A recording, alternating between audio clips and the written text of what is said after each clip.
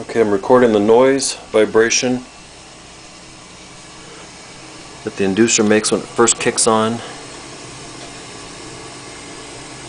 and also using a G-force meter for vibration.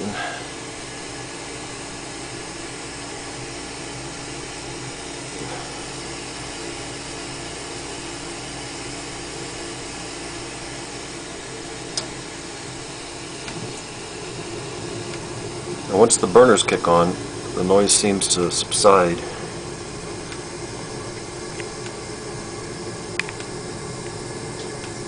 can see there's quite a bit of vibration there. Alright, I think the inducer might be going out because, or something, because last night, the inducer kicked on, and then after like 3 seconds it went off. And then it powered cycled back on again, and then it ran through its normal cycles. I'm not sure what would cause the inducer motor to initialize and then to shut off suddenly after 3 hours or 3 seconds. Okay, that's it. Sorry, I have hiccup problems.